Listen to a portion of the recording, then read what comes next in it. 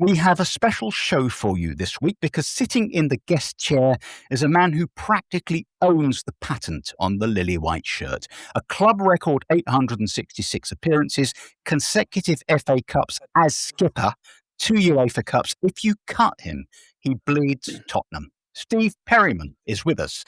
Now, just when I've got my Keir Starmer impression up to a reasonable level of competence, it's all change. It's a bit like Spurs, right? Because the new broom has already brought us Senesi and Robertson, and Jan-Paul van Hecke is done. And if Romero leaves, our new defensive ecosystem has effectively evened out at a total cost of 0, which is proper Spurs business, that.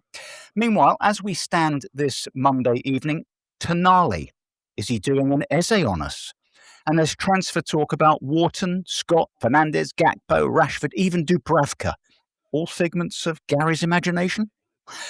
Daniel Levy is gloating that we had our pants pulled down by paying £52 million for Van Hecke with a year left on his contract. Daniel, you bought Ndombele and Richarlison for £130 million.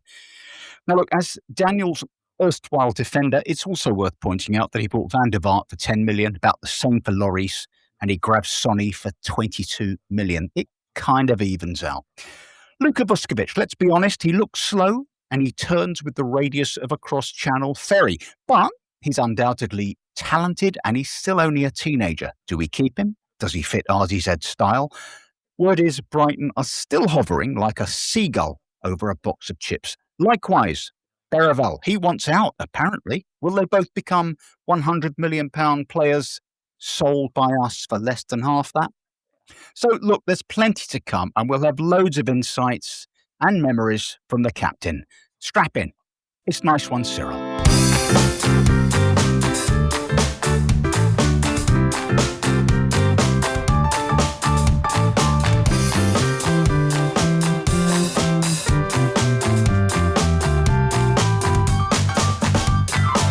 Nice one, Cyril. So, welcome to Nice One, Cyril. I'm Simon Lipson. With me tonight, of course, the great man himself, Steve Perryman. How are you, Steve? Very well, thank you. We're thrilled to have you on. We've also got Julie Welch and Lee Brown. Welcome to you as well. Well, let's get started, shall we? First of all, Van Hecke. Steve, we've finally got this deal over the line, $52 million. Daniel Levy thought that we've been done, we've been mugged. But what's your view of him? Because we saw him in the World Cup the other night. Not all that convincing? Not really. Unfortunately, I've just returned from Portugal on holiday. So I've only seen 20 minutes here, half a game there, maybe maximum an hour. So I didn't actually see that one, but I've got a sort of image of him playing for Brighton.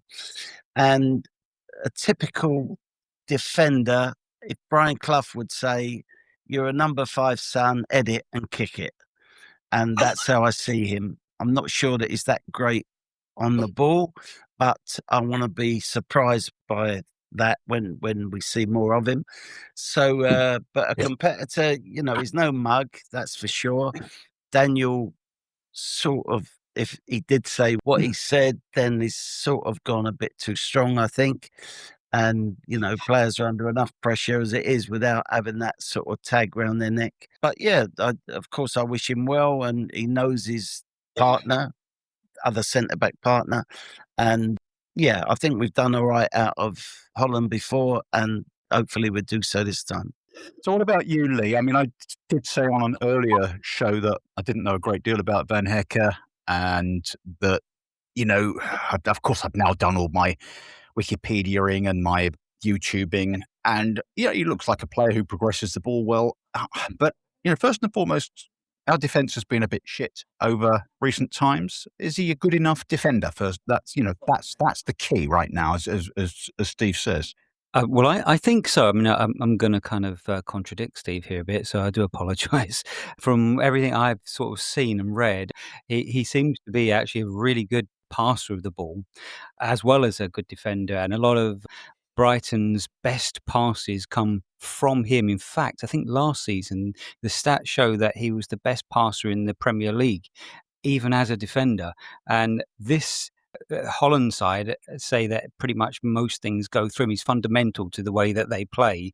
So I'm hoping that not only is he a decent defender, but he's the sort of player that will help to make De Zerbi's side tick. So I think we've got a good one. We've also got, Julie, the Vuskovic conundrum. Apparently, he wants to leave, which is a bit rich, and it's kind of shouting the odds when he's never played a game for us. Against England, and admittedly against the best striker in the world, he looked to me a little bit stodgy, a little bit slow on the turn. Obviously tough, good on the ball, but I don't know. What's your view? Do we keep him? Do we try and loan him again? Do we sell him? I think, to me, he's a bit like the Loch Ness Monster.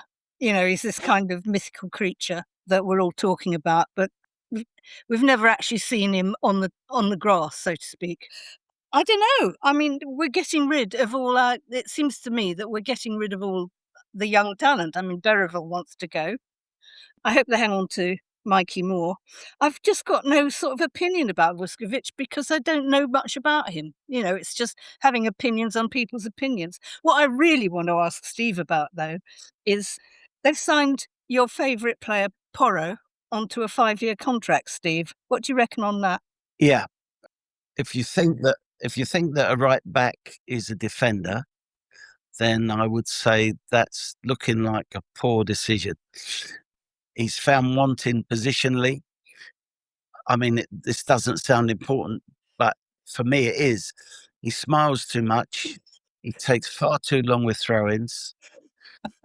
Cuddles in the tunnel too much, the opposition. And when he goes to ground, he punches the floor instead of recovering to goal. So apart from that, of course he can cross the ball. Of course he can deliver the ball to the front and do all those nice things, but in a positive sort of way. I'm just wondering if he's going to defend our goal good enough, whoever the centre-backs are, and because normally it goes over the back of the centre-backs.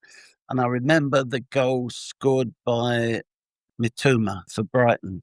Volley, hell of a goal at Tottenham. And again, out of position, found wanted. So I think it all comes down to, if this manager wants him, of course he's got to have him. You can't work against the manager. And if the manager thinks he's teachable and coachable, then if he can improve that on the defensive aspect, then of course we got another good player. And I expect he'll come back from the World Cup full of confidence, full of smiles. I wish him well, but at the minute I'm questioning his defensive play. Well, it's interesting, Steve, because on this podcast, we've not been his biggest fan. And the smiling and the gurning and the chest pumping and all that shit really is that's why we call him performative Porro. But I mean, Lee, there were signs, weren't there, Lee, towards the end of the season, certainly under RDZ, that he was showing a more restraint, kind of a bit, apart from the Chelsea match where he was all over the show. He seemed to have reined himself in and he looked more focused. And I wonder whether that's RDZ saying, look, you don't have to do everything. You can still be very effective without running all over the place and leaving yourself out of position half the time.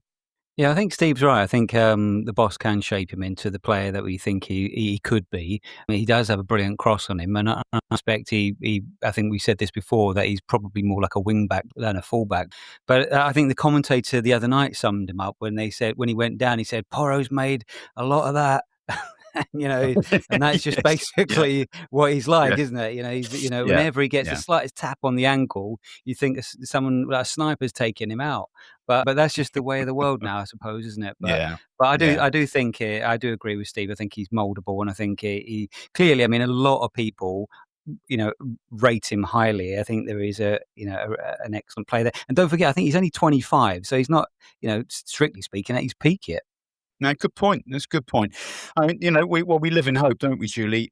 Let's have a think, Julie, about these potential incomings. The one that's really on the tip of our tongue at the moment is Tonali, and yet today we hear that his preference is Arsenal, and I can't help but think we're about to be Ezed again. I don't know. Have you got any sense of how this one's going? Is it all taking too long? Is it all just going up its own arse? So we might get Ezed. I don't know. I'm not sure about Tonali. I mean, he's obviously a pretty good player, but my son, who's a Newcastle supporter, hasn't moaned at me about us taking him away. What I'm thinking about is that just sort of it's building our team, ready made. They're all being slotted in, and we're getting rid of a lot of the usual suspects. If we don't get Tonali, we'll get Fernandez, will we? I don't know. I mean, a lot of this is just pure speculation at the moment. Would everyone like Tonali? Steve, I mean, you probably got a more educated opinion about this than I have and the rest of us have. I mean, to me, he's not made a huge impression on me as a Newcastle player. Obviously talented, but I'm not quite sure what Tonali brings. Is he the right player for us? I'm on the same page as you. I would have thought 90 sort of million. It would have had more effect on me when I'm watching only ever highlights of Newcastle. And I have to say he hasn't done that. So let's see. It's yeah. I think the opponents that we're interested in their players know that this group of owners can't be seen to get beaten in the transfer market. So they're asking for inflated figures simply because of the supporters, climbing on the back of, oh, we've got done again. We've got outbid again. So, for instance, a little bit of inside information on the lad who joined Man City from Bournemouth. Semenyo. Yeah. I know someone who knows him quite well. And all the other clubs were going against the transfer value. And Tottenham were the first ones and the only ones for a few days to actually stump up the money on an offer, which actually just pushed the others, particularly Man City, to actually pay the asking price. So when we've lost as many players as we have, and you wonder why we have, you're always questioning: do we actually go for the throat? And on that one, we did. So again, we got beaten by another club, but I mean, say over the last few seasons, who would join us instead of Man City? Yeah, well, that's of course the thing, isn't it? I mean, Lee, if we're ever in contention with City, or as I call them, Cheaty, for a top player, we can't possibly win out either in terms of transfer fee or wages, really. And even if we're prepared to pay mad wages, because first of all, anyone joining us now, they're not going to be playing in Europe. They joined City, they're playing in the Champions League. Yeah, no, I mean, it's hard to disagree with you there. I just wonder if the pull of De Zerbi is a huge factor now, because you'd probably rather play for De Zerbi than Maresca, maybe. But who knows, with 115 charges yet to come for City, where they'll be as a club. Yeah. And then, of course, you've got other factors. I think, like Steve was alluding to there, really is an important point. We have to be seen to be backing the manager. And yeah, that will probably mean we pay over the top. But it's like a statement of intent, especially when that lot down the road have paid 115 million for Rice, and City probably are about to spend 140 odd million for Anderson. We want to be seen, I suppose, to be saying, look, we want to mix it with the big boys again. Yeah. Yeah, and it's crazy, crazy money, and I mean, Steve, it must be incredible for you as a one club man, 866 games for one team, and these two players, some of them anyway, whoring themselves around, or their agents are, and here we have a young talented kid who's never played a game for us, Vuskovic, and he might go for 40 million, 45 million. It's bonkers. Yep, I was never in it. The first priority, money's always important, of course, but it was never the main priority for me when I either signed as a schoolboy for Spurs, or signed pro at 17, or got in the first team and, won some cups early years. You weren't entitled to oversell yourself. And there was no one around you like a busy wife or a agent to promote you and, go and talk to the great Sir Bill Nicholson on your behalf. So you sort of took what you were given. And I was so happy to be under his stewardship. He gave me an integrity in the game. And when you think back about it, Bill was so experienced as a player, as a coach by the time I come into contact with him. And he'd worked it all out for himself, what he wanted and what he didn't want. And as a player, if you gave him what he wanted, he backed you. And that wasn't particularly in wages terms, but his way of backing you was picking you. So, 17-year-old Steve Perryman, he didn't loan me out to anyone. He loaned me out to himself. And, I'm delighted that he did because, Tottenham, okay, I wasn't a Tottenham supporter when I was young, but as I say when I give talks, it's your club, it's my club, it's our club. I don't give a toss who owns it. It's my club. And I very quickly got into that groove of believing in the people that were leading us. And I look back now and I think to myself, if you've got leadership in the boardroom, the manager's office and the pitch, you've got a chance. Yeah. And I think that's undersold a bit, that the leadership on the field one, but perhaps we'll come on to that later. Indeed. Yeah. I just wanted to ask Julie about this. I mean, we talk about Vuskovic, who's agitating either himself or through his agent. And then we have Bergvall, who we hear doesn't really want to leave, but he's 20 years old. He's playing for Sweden in a World Cup, and he doesn't feel, given that we seem to be targeting midfield players left, right and centre, he doesn't feel he's going to get much of a chance. But there's an odd sort of entitlement, isn't there, Julie, that perhaps in Steve's day, these young kids didn't have. There's all sorts of people who are in their kids' ears, aren't there, these days? I mean, it can't be helped. There's money to be made. Football now, there are many more parasites, and even the parasites have got parasites. I just think it's a real shame to me that we'll probably never, ever see a player like Steve Perryman, who was sort of Spurs boy to man for something like, 12 years, 14 years, was it, Steve? 19-year career. 19. 17 at Spurs. 17. 17 in the first team. Yeah. Oh, okay. 2 years before. So, I got a friend at Liverpool, works for Liverpool, and he was moaning about Sterling when he went from Liverpool to Man City. Obviously, I assume for the money. And I said, Alex, where did you get him from? They said, well, we sort of stole him from QPR. I said, well, the lesson with that one is, if he does it for you, he'll do it to you. And I think that applies to, the Swede, possibly, who apparently joined us instead of Barcelona. And then is not happy with his lot in terms of game time. The centre-back you're talking about, Vuskovic, it's now like an open market, isn't it? And all you could do back in our day, if you weren't happy with the £10 a week rise Bill Nick give you, all you could do was retire. And who's going to do that at 22 years of age? Retire from the thing you love doing, which is playing football, and you're in the first team and you're at a professional level and you're playing at Wembley. Who's going to retire? So you had to take the £10 a week. And Bill Nick's line was, Steve, just do it right.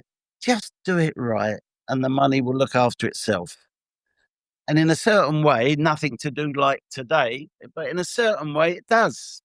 And, in a way, I don't want to big myself up, but I'm sort of revered by the Tottenham supporters because of my loyalty.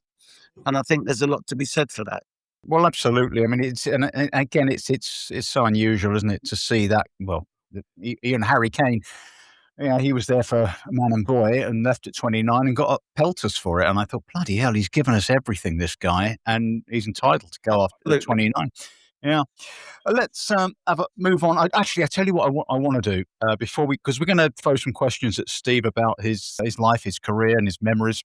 But just quickly, Steve, because this has become a bit of a topic, certainly for me, because I'm obsessive about Mikey Moore. Now, I thought this kid was going to be a genius and be the best player in the world. Then he didn't quite run on, and then he went to Rangers where he started badly and then started to show some stuff.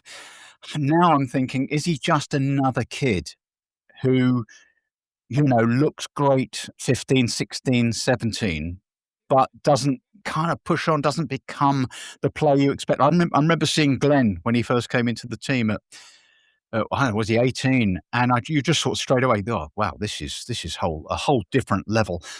And he did kick on. He became probably the best player I've ever seen. But I wonder about more. And then we've got Williams Barnett. Are these kids, are they just going to be great at an age group and then not make it as senior players? I'm a lover of homegrown players. Of course I am. I was one. And I made it from the youngest player right up to be the captain. Not the most important player, not the best player by any means, but a leader of some of the others. Well, if you're a young player walking in the door and you see the captain is homegrown and the best player, Glenn Oddball, is homegrown, you can see a path.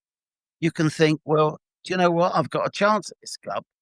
The thing was that in our relegation year and some struggles before that and just avoided it, we weren't making many players. And when you think about our 17th positions in the last 2 years, managers don't take chances on kids when there's points at stake. But there must be some talent that can be used in that group of youngsters.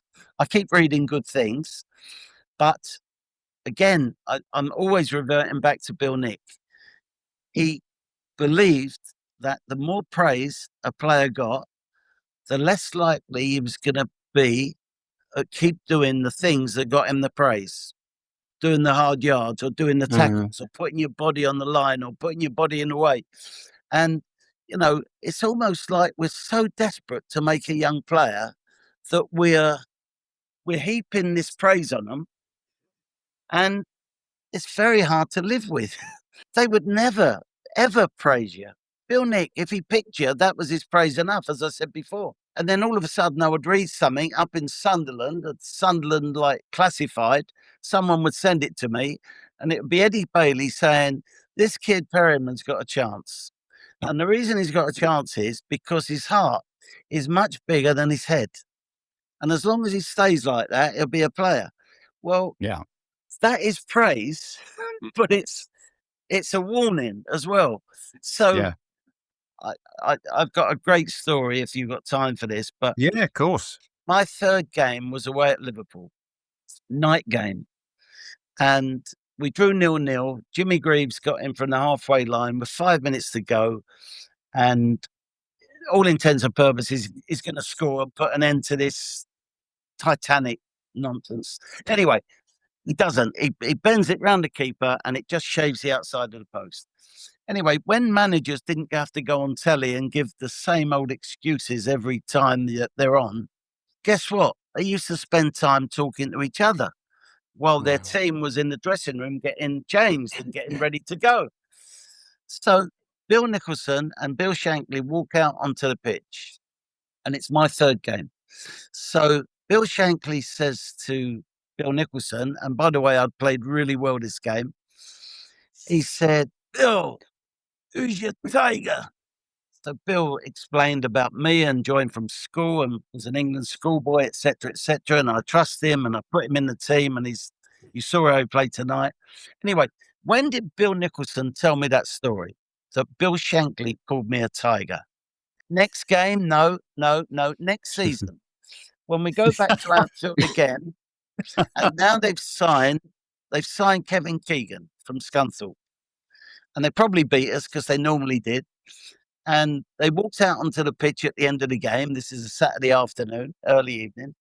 And Bill Shankly says to Bill Nicholson, my tiger's better than your tiger. So that was, in a way, the fact they told me that, I should be lifted by Bill Shankly calling me a tiger, albeit last season. And now he's got a better tiger than me, but it was sort of backhanded. So I just wonder, would I have got carried away with myself if you'd have told me 2 days after the Liverpool performance? I don't think I was that type of character. I never really, that's why I had a long career. I never really fancied myself. I never actually thought I was going to make it, but I didn't think I wasn't going to make it either. I just got up out of bed, went to work, 2-hour journey there, tried my hardest and 2-hour journey back. Yeah. And eventually it meant I got in the first team at 17. So it wasn't a bad mindset to have that, was it? Not at all. And it's interesting, Steve, because with all of your achievements, there was a kind of an overriding modesty about you. You didn't. I mean, I remember the 2 goals you scored against AC Milan. Were you probably, I don't know how old you'd have been, 72, was that? Yeah. And I was there that night. 21. And you, 2021.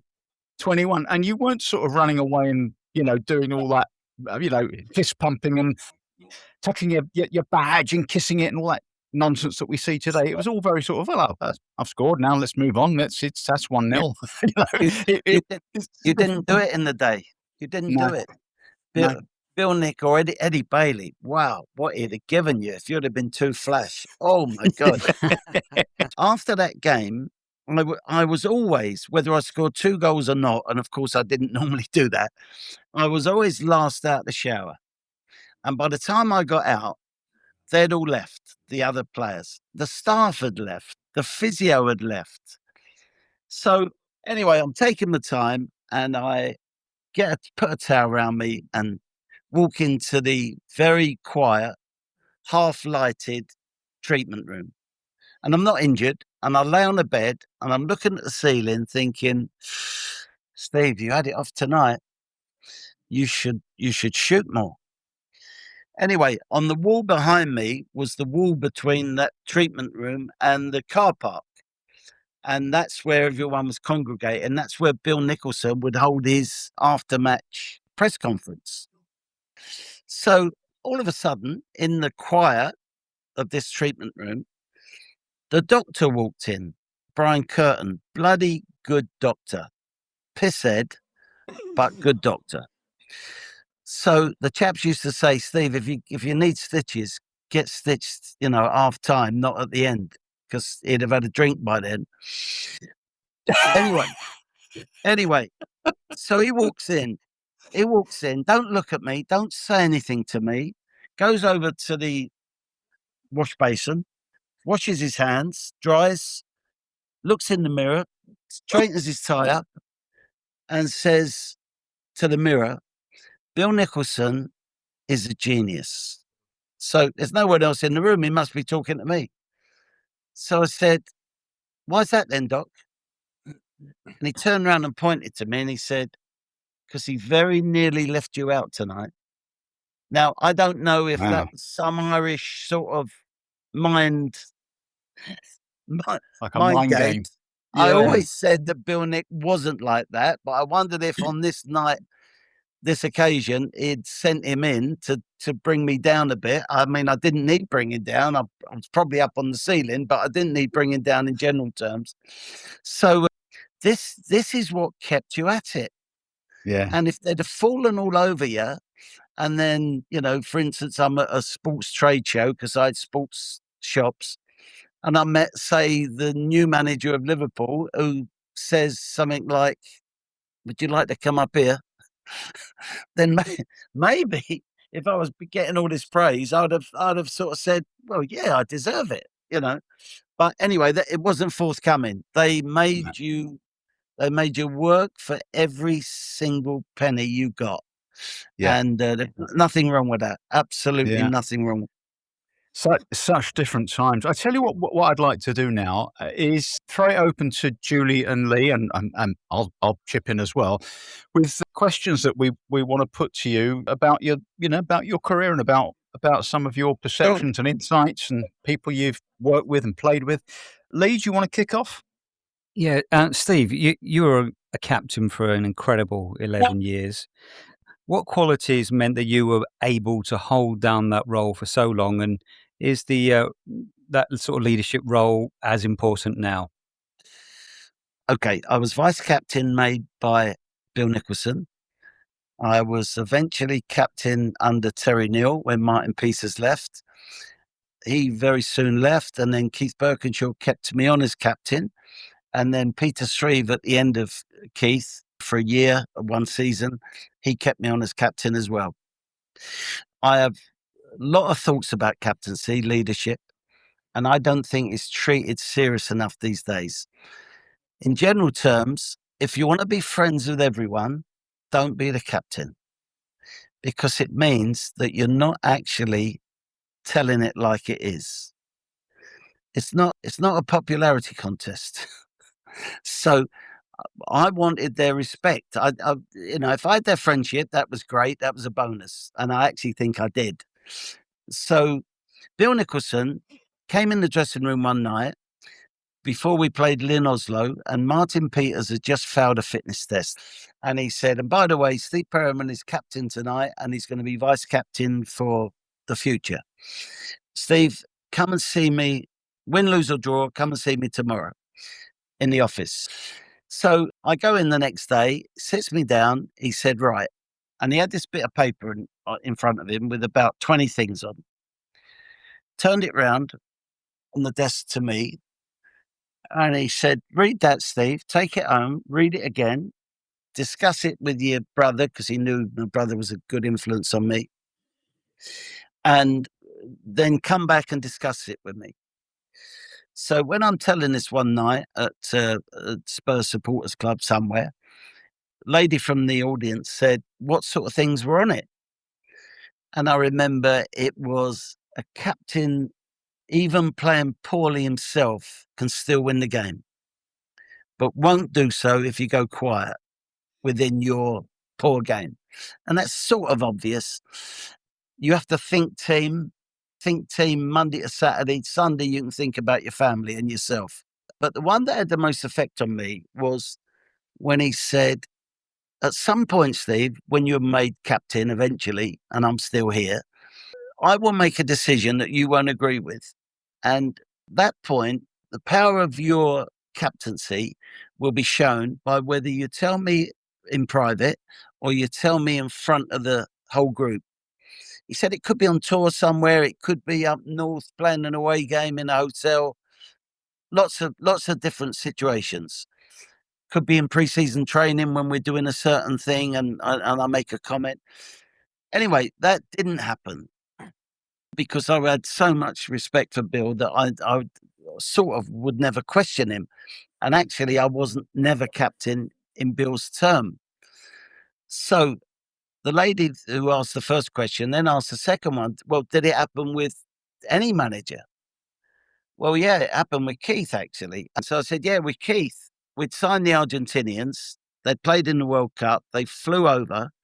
They had the first round of photographs, team pictures, individual photos in Spurs kit, etc., and flew home for another 10 days because obviously they were involved for longer than we were. We weren't in the World Cup. The next year, we all report back on July the 1st or whenever the letter said, and our last playing weight was this, make sure you're within 4 pounds of that weight, etc.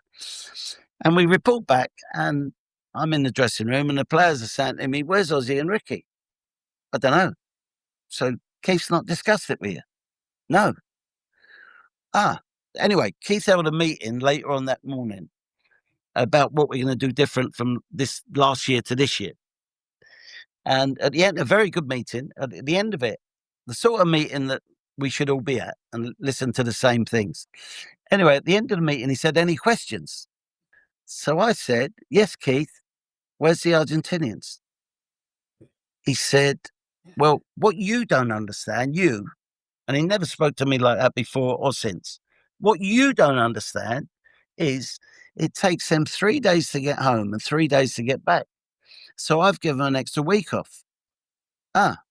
Okay, well, that's why you're the manager, Keith. That's why you get the big bucks to make those sort of decisions. But let me tell you where I stand on it. You phone me next year when their feet touch the floor at Heathrow, and then I'm coming in. Not until. Now, I'm sure he didn't like me saying that, but I'm the captain. I need to keep my respect from the other players. It's certainly never been a yes man, never will be a yes man. That's why I'm not an ambassador.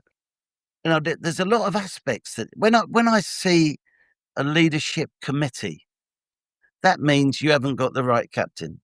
You haven't got a captain. For instance, Son. I love Son. What a character, what a way of life, etc. He was never a match day captain. He was a club captain because of the way he lived his life and looked after himself, etc., etc. Was he the man on the spot to have a row with the latest Chelsea centre-back who's kicking shit out of us? No, he's not. And is Loris in a position to run half the length of the field and get a Rudiger, for instance? No, you've got to have a player in centre midfield. You've got to. So yeah, I think captaincy is an art. They don't grow on trees. And if I'd have realised this when I was a captain, I'd have asked for a bit more money to be the captain. But unfortunately, didn't realise it was so natural to me. And I think you're halfway into sort of management as such by being a proper captain. Can I tell you something? So, for instance, we finished the new stand in 1982, the West Stand, and now Scholar is in charge. And there's a phone call to the training ground when we're training. I want Steve Perryman back here to talk. So I don't rush. I finish the session, get changed, drive back. He walks me out onto the pitch. We turn round to the nearly finished new stand. He says, Steve, nearly finished. I said, yeah, I can see. He went, well, there's 72 boxes there. Yeah, well done. He said, I want to give every box holder 2 car parking spaces. Well done, you. What difference does that make to us? Well, you can't park in the car park. You're going to have to park up the road where you've been parking while we haven't had a car park while this building work's been going on. I said, Irvin, you can fuck off. That is not going to cut it. And if that's the way this club is going, the box holders that are paying money to watch the team play are going to be nice and safe behind the gates with all the security and whatever. And we're going to have to run the fucking gauntlet down the high road in front of supporters who want photos and autographs. I know captains that would have accepted that as long as they could have parked in the car park. The game is full of yes men. When it suits their own position, they're not talking for the team, they're talking for themselves. And I've been involved in the sugar days when I worked with Ozzy. And, heads of department would be in meetings with these type.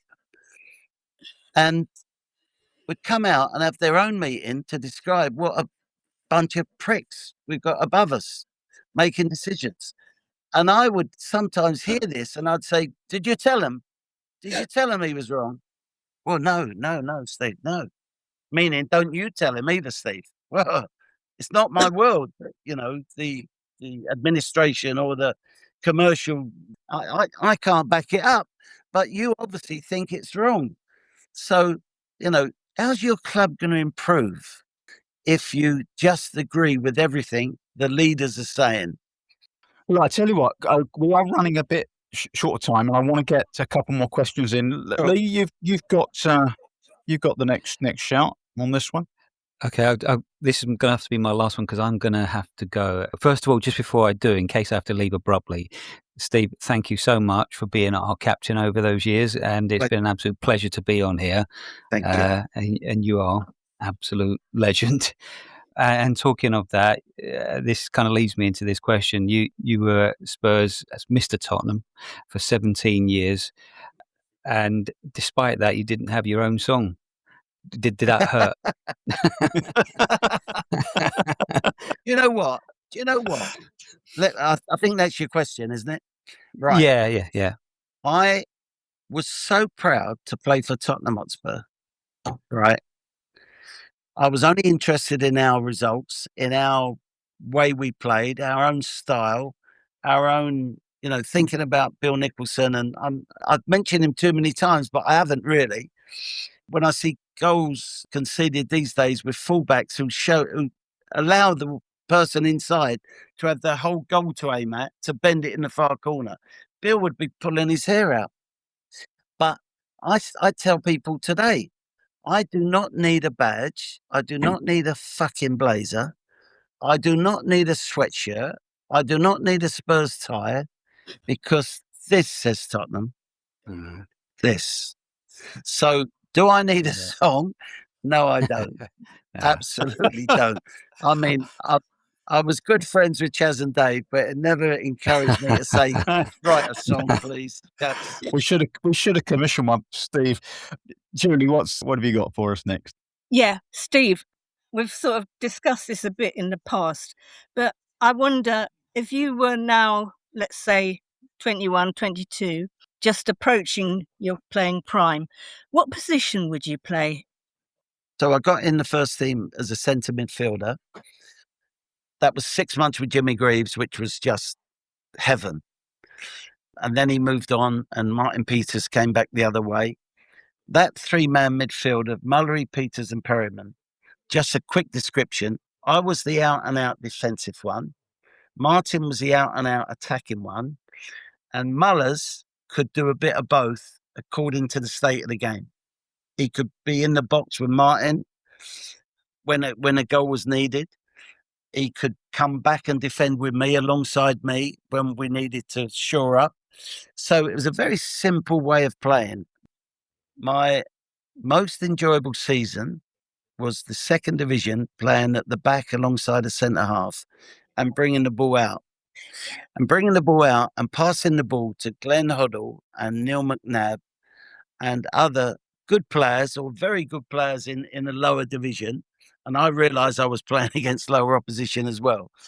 But I enjoyed that after being in what I call the jungle of midfield, where Bill Nick's instruction of play quick, easy and accurate, Steve, you'll have a career. Well, by Christ, you had to play quick because if you didn't, you were done. So, of course, when you get the ball at the back, and I now judge players, you remember Van der Ven, how he scored that great goal, running at the middle of two players, and then the next two, and then the next two. Normally, starting off running it between two forwards. Forwards are normally lazy fuckers, and they leave it to each other. But all of a sudden, you're through. You're through the middle of them, and now Glenn would pull off, or him and Neil would do a little interchange, and I would feed the ball to him. Exactly like I'd wish the ball had been fed to me as a midfield player. So I understood their situation. So I ended up at right back. I was competitive. I knew how to defend. I knew about covering. I knew about positional play. And it was a perfect place to captain from right back. So if I was 22 years of age again, I would want to be a defensive midfield player, but needed talent around me like Glenn, because when I did play a few years with Glenn, I realised as captain that the more Glenn Hoddle had the ball, the better team we were. So I made it my job to get him the ball, and I think we did really well out of that. So it's a sort of a multi-faceted answer, but my real position was centre midfield defensive. I think that these days you would have been a player like Rodri, somebody who just held it all together, absolutely essential to the team. I can see you, in the old days, you would have been called a regista. Perfect position to help others. You're making positions all the time to get the others maybe out of trouble or service them with the ball. And you're under control. And then when you need to sort of put the extra bit of effort in, so be it. I never had a problem recovering to goal. I like to do that. That was part of my job, to defend the goal. So that was the perfect position for me. Absolutely. Yeah. There's one more question I want to put to Steve. You mentioned Glenn Hoddle. He was my hero and player of such unbelievable talent and skill. Teddy Sheringham was not very complimentary about Glenn as a human being. He made a very nasty remark about him, which we've talked about on our pod before. He's a great player, but an absolute C. Sheringham, of all people, who didn't get on with Andy Cole and what have you, I wonder about this business of having a great player like Glenn, an absolute genius, and yet perhaps in the dressing room, maybe not Glenn, but other people, other players like him, that they are difficult to deal with as human beings. I didn't know one player that didn't like him in our dressing room. Not one. So I think that's maybe a problem with Teddy. Yeah.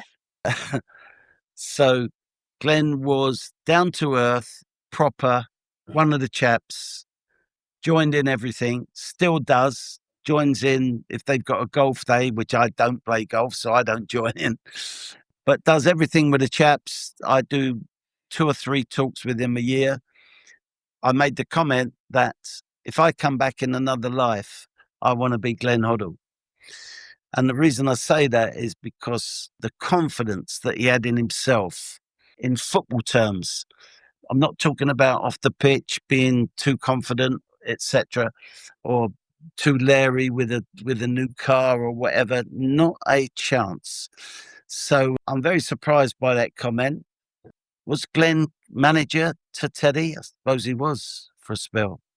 Yeah, I think he probably so was. the relationship's a bit different, isn't it? So a proper person, and very complimentary to me about my captaincy and how I led him. He still says one of the best bits of advice he ever got was when I said to him, Glenn, listen, you have to listen to people that are going to give you advice. Okay, I'm not saying the man on the street, but, of a various level, someone is giving you some advice. Listen, sort it out through your brain, and then decide yourself whether you take it or you don't. And I think what I was saying was that then he will be the player that he deserves to be with that amount of talent. He can't be changed by an England manager that say, I'll pick you as long as you put your foot in, as long as you run back and recover and, do all the sort of the nasty things, really. Glenn was good enough to base your team around. And I think that's why he struggled to get in the England team, because he was only picked when the England manager was struggling. And it was sort of half-hearted selection.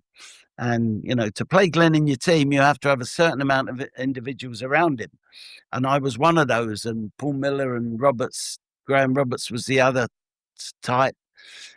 But also you needed, I was always explaining to Garth and Steve Archibald, who after they scored their number of goals in the first season by running forward, the second season they thought they were the best players at Tottenham. And, why do they keep singing King of White Hart Lane, Glenn? I said, because he is. Yeah, but, we're scoring the goals. Yeah. So then they started to come back to feet instead of running forward. And I made the point to them both that you will never play with this quarterback style again. When he gets the ball, run forward. And that hurts defenders. That hurts their defensive line as long as you're not offside. And if he sees you, he'll find you. And I can guarantee you, he'll see you.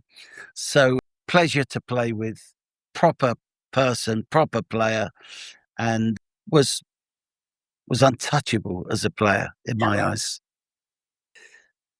Well, that's a great note on which to finish this podcast. Talking about Glenn Hoddle, what's better than that? My thanks to Steve Perryman. What a fantastic set of memories and thoughts and insights. We thank you, and you are coming back on this podcast. I've got about 500 questions I didn't get round to asking you, as we all have, and we'll do that, as much of that as we can another time. My thanks to Lee Brown and Julie Welch, and you can follow us on social media at Nice One Cyril Pod. That's on the old X Twitter thing. We're on Facebook, and we've got a website, www.niceonecyrilpodcast.co.uk. All of the episodes are on there. That's it for today. We'll be back next week, of course. Come on, you Spurs.